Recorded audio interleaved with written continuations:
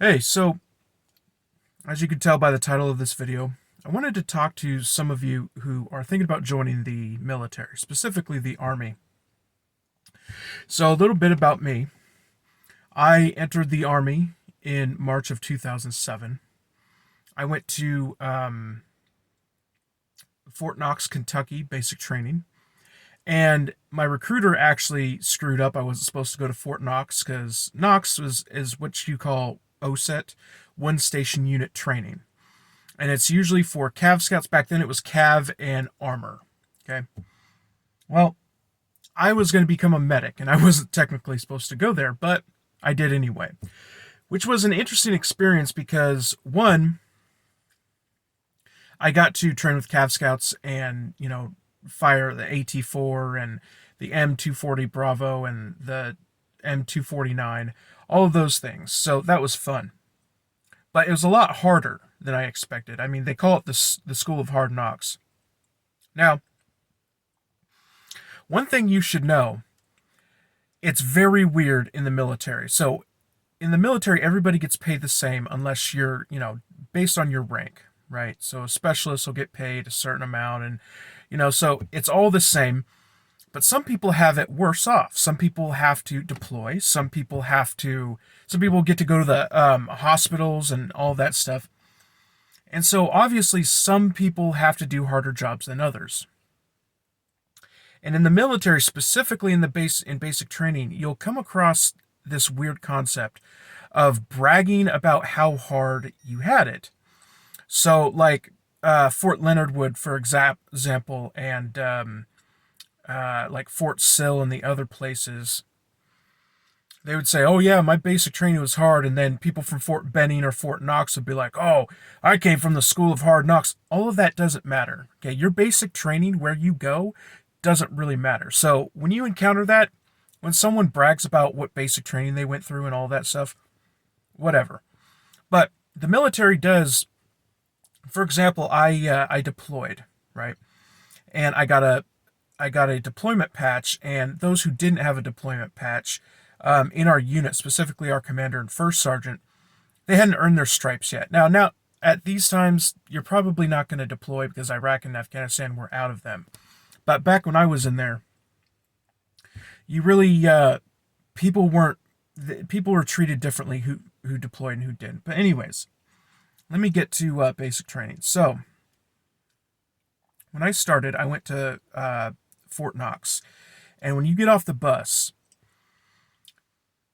you get what's called a shark attack. These drill sergeants get off my bus and all of that. All of that stuff is noise. All right, they are trying to build you or tear you down and build you back up. And there's a lot of insecurity. There's a lot of just fear. I'll say it. There's fear. Don't let that sink in. Okay. So I'll tell you how I was feeling back in 2007 when I jumped off. I was 20, going on 21 at the time, and back then it was 9 weeks. I don't know how many it is now, but 9 weeks seemed like so far away. And I felt like the whole world was dark. Here I was, far away from my girlfriend, far away from everything. Um, and I was with just a bunch of dudes because there was only men at Fort Knox. And it was tough. We had to sing songs about Jody. I'm sure you know about Jody. Jody is supposedly the guy who's, having sex with your girlfriend or wife back home while you're over here. And there's a lot of tough mental things that you have to go through. Some of the things that I hated at basic training. Um, the CS gas chamber.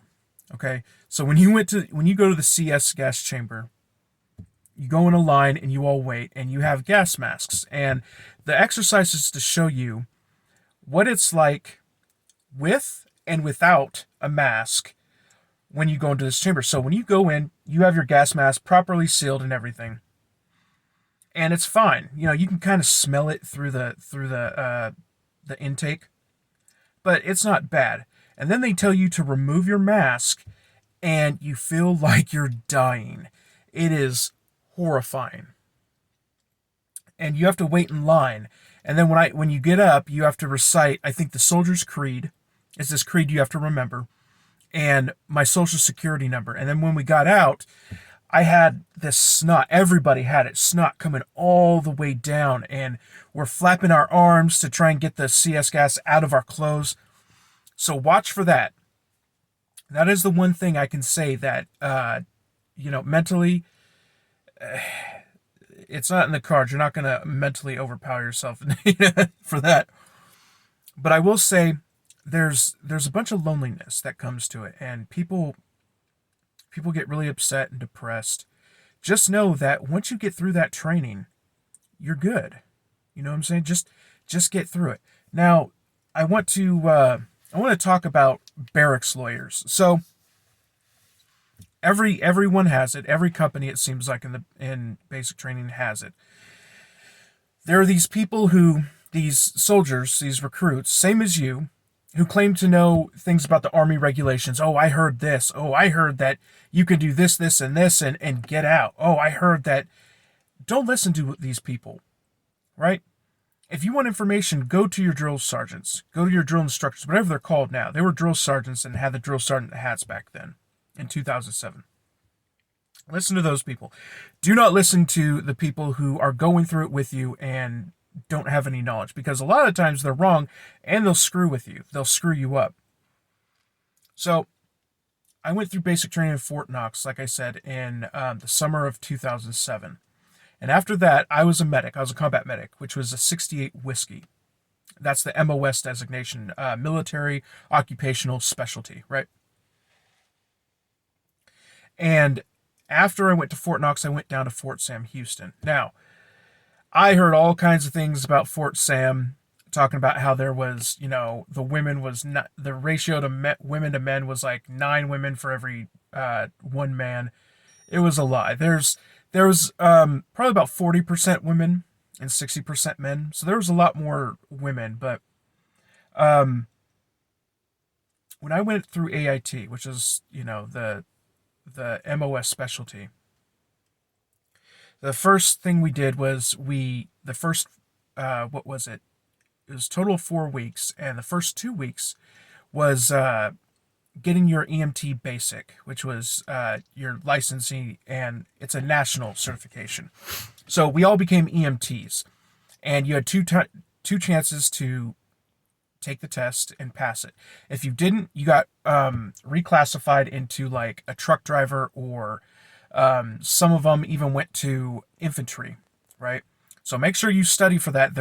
I believe back when I was there's 6 modules, and you learn everything from gynecology to bleeding to airway, all of that stuff.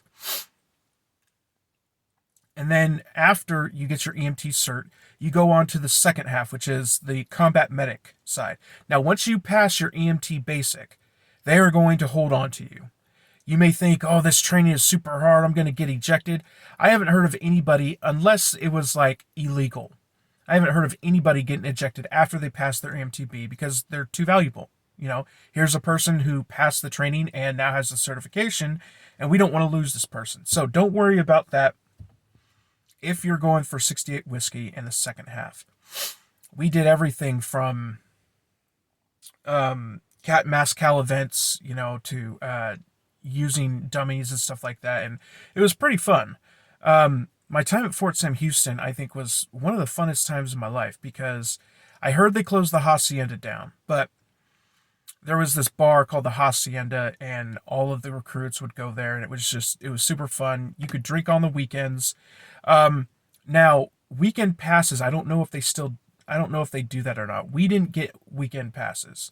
We didn't get to sleep over at night. We had to come home every Saturday night and every Sunday night, every Friday night, and sleep in the barracks. So, and I almost think that they were bullshitting when they were talking about overnight passes. But anyways, when you join the military, you are the property of the government. And think about that for a second. Your number one boss will be Joe Biden. and the Democrats. And the reason why I want to clarify this is because this is the military industrial complex. Now, under Trump, I wish I served under Trump. I served under Bush and then a little bit under Obama. Um, Trump was someone who wanted to keep the peace, and he made threats. Don't screw with the U.S. But in the end, he didn't start any new wars. Joe Biden and the DNC and all that, these people are horny for military money. They want to go to war. And that's why we're sending all this stuff to Ukraine. I think they're wanting a war with China or Russia, especially over Taiwan or Ukraine. But you have to understand that you are the property of the U.S. government, and you have to do whatever they say, or else you'll go to Leavenworth, which is a federal prison. Another thing I want to warn you all about is the vaccine. You have to take the vaccine, and I'm in college right now. I just did a presentation about actually vaccines and the military, and there are religious exemptions. However, you have to remember, when it comes to commanders, they're officers, and they only care about their career. So they're going to want to get 100% compliance. They don't want some of their soldiers who didn't do it. They want to look good in front of their bosses, their commanders, right? So if you have a religious exemption, I believe it's the chaplains that do the interviews, and you have to say why you believe that this is against your faith. I'm not going to go into this is YouTube, and I might go into it in another video, but it's not easy to talk about this stuff on YouTube. Anyways,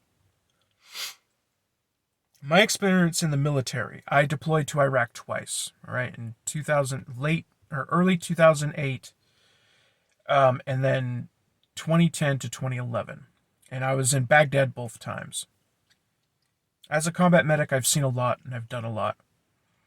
And I wouldn't replace that time in the military for anything. But I got out a decade ago, and it was a very different military, very different culture. We didn't have this woke culture. We didn't have cancel culture and all these leftists and all this stuff. I mean, we have, the Navy talking about white privilege and white supremacy and all of this. It's crazy. I wouldn't want to be under their thumb right now. And luckily, I did my 8 years, 5 active and 3 inactive reserve. And so they can't call on me anymore. But I would say that being in the military was one of the best experiences of my life. And I've done a lot in my life. I've had a whole bunch of different types of jobs, from cab driver to working at restaurants to just everything. And there's a reason why people are so supportive of the military, is because we work hard. We do a lot, and we put our lives on the line. I've had many friends who died while they're in the military, and who ended it when they're out of the military because of the PTSD, the anxiety, the stress, and everything. But if you want to join the military, I would think very hard about it. It's not something that's easy, and getting in, going through the training is the hardest part. Honestly, it's really tough. But once you get through that, I mean, you're in. And the cool thing about it is, when I went to Fort Knox, I actually graduated in the same gymnasium my father did 30 years before, to the month, almost to the day. But yeah, it's one of those things that my dad and I never got along when I was a kid. But once I passed basic training, his demeanor changed. If you have any other questions, let me know. I could do more videos about this, different sections of the military and stuff like that. But let me know if you have any other questions. I know joining the military is it's an exciting time. I don't know. You'd have to go to MEPS first and get the medical examination and all of that. But some of that stuff may have changed. Like I said, this was 15 years ago when I joined. And yeah, I'm 36, so I feel old because it was so long. And I also know that Fort Sam Houston changed a lot. Now there's Air Force and Navy, I believe, in there. And I think Fort Knox either closed or reopened. I don't know if it's a basic training anymore or whatever. It might just be OSET. Who knows? But if you have any other questions, let me know in the comments, and talk to you later.